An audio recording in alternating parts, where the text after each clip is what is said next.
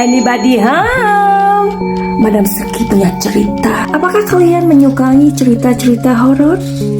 Jadi cerita ini memang sedikit horor. Jadi kalau kamu takut, tutup mata aja. Tapi kalian tetap aja dengerin suaranya Madam Suki. Oke, janji ya, mau betulin rambut dulu.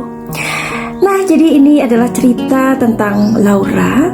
Laura ini baru selesai kuliah gitu ya. Jadi dia mempunyai rencana dengan teman-teman untuk pergi ke villa nenek.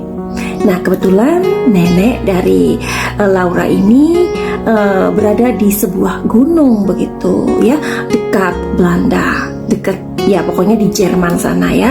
Belanda itu kan anyway tetanggaan dengan Jerman ya. Maka berangkatlah Laura ke sana sendirian. Tetapi nenek sudah bilang, Laura, lebih baik kamu mencari tempat lain sajalah.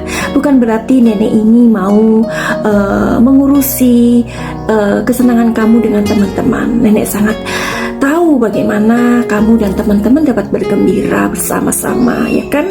Nah, kemudian neneknya ini kan tinggal dengan orang tua Laura begitu. Nah, kemudian Laura ini pergi sendiri. Laura mengatakan pada neneknya, "Grandma, udah deh Grandma, ini nggak usah khawatir. Don't worry, be happy. I'm okay," katanya. "Aku bisa jaga diri, nenek." Ya udahlah, akhirnya si Laura ini pergi. Namun teman-teman si Laura itu berjanji akan menyusul Laura setelah Laura sampai di villa nenek, ya kan?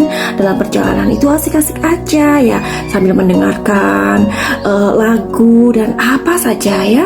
Kemudian Laura ini merasa sangat happy, sangat senang begitu.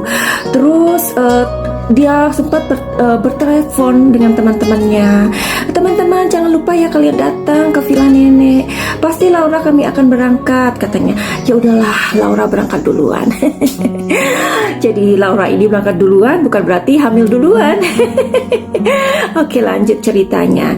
Nah, kemudian Laura tahu bahwa di villa nenek itu ada seorang penjaga namanya Mevrouw Anna. Mevrouw itu artinya nyonya. Kebetulan Mevrouw Anna ini adalah seorang nyonya yang hidup sebatang, tidak punya suami, tidak punya anak. Nah, tapi Mevrouw Anna ini tinggal di sana sendirian gitu. Kadang-kadang dia pergi nggak tahu kemana, ngelayap kali ya. Nah, pokoknya Mevrouw Anna ini sangat dipercaya di rumah atau di villa nenek ini. Nah, singkat cerita, kemudian datanglah Laura ke sana. Tentu saja Laura sangat disambut baik oleh Mevrouw Anna karena wanita tua ini memang sepertinya ia adalah sangat kesepian, ya kan? Nah, kemudian setelah makan dan lain-lain, Laura mengatakan bahwa teman-temannya akan datang ke sini dan menyusul. Kemudian Laura mengatakan akan mandi dan kemudian ia akan istirahat. Dan disinilah keanehannya. Mevrouw Anna mengatakan, "Oke, kalau kamu mandi jangan lupa untuk mengunci kamar mandi kamu." Laura menjadi heran dan dia bertanya, "Mevrouw Anna, bukankah di rumah ini hanya kita berdua? Kenapa harus mengunci pintu?" "Ya, pokoknya itu saran saya," katanya. "Dan kalau kamu mendengarkan suara-suara yang kamu maksudnya merasa aneh, udahlah ignore aja," katanya. Dan kemudian Laura pun mandi. Ketika ia mandi, ia memang mendengarkan saran dari nyonya atau Mevrouw Anna. Kemudian dia mengunci. Kemudian dia mulai bernyanyi-nyanyi dan menggosok rambutnya dengan sampo gitu kan. Untung rambut Laura tidak seperti rambut Madam Suki. Jadi Laura tidak mempunyai kesulitan untuk mengucek-ucek rambutnya, ya kan. Nah, kemudian setelah dia memberikan sampo, tiba-tiba ia merasa ada sesuatu yang aneh. Ia mengintip dari ekor matanya bahwa tirai dari bathtub yang ia mandiin itu, ya kan ada tirainya kan, itu tirainya pelan-pelan terbuka, krik dan berjalan sendiri. Kemudian Laura buru-buru membuka matanya karena dia seperti merasa aneh. Kemudian ia tutup lagi curtainnya itu atau tirainya itu, dan kemudian dia melanjutkan menyampo rambutnya. Kemudian dia mendengar ketukan. Dari situ dia merasa aneh.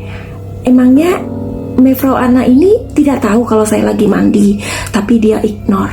Setelah dia ignore, dia mendengar ada suara anak-anak kecil berlari-lari dan cekikikan. Di situ dia merasa aneh, ada apa? Terus kembali dia mengingat kata-kata dari Mevrouw Anna ini. Katanya ya udahlah, ignore aja. Setelah selesai mandi, kemudian ketika tidur, Laura ini bermimpi hal-hal yang aneh, pokoknya aneh. Dan dia berkali-kali terbangun dengan badan yang berkeringat. Kemudian Laura mendapatkan pesan atau ya telepon begitu ya dari mamanya si Jasmine, menanyakan bahwa apakah Jasmine sudah bertemu dengan dia, karena tadi malam katanya dia sudah berangkat gitu, aturannya kan udah sampai.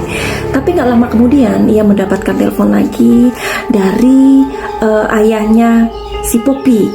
Nah, bertanya juga apakah Poppy sudah sampai, dan begitu juga dengan dua teman lainnya. Di situ Laura merasa heran kenapa 4 temannya itu tidak datang juga. Kemudian pada malam hari, Laura ini menjadi sangat bingung karena keempat HP teman-temannya itu tidak bisa dihubungi. Ada apa mereka ini? Lalu kemudian Laura ini mencoba untuk menghubungi lagi setelah dinner. Dia bertanya kepada Mevrouw Anna apa yang terjadi dengan teman-temannya. Mevrouw Anna kemudian memberikan pelukan, membuat Laura merasa tenang. Nah, setelah makan malam atau dinner, Laura kemudian mencoba untuk menelpon teman-temannya, tapi tak satu pun mereka mengangkat. Di situ Laura menjadi sangat khawatir dan tentu saja dia merasa takut. Tapi kemudian setelah dia mencoba, tiba-tiba ada salah satu telepon dari temannya itu yang terhubung. Kemudian Laura mulai merasa senang.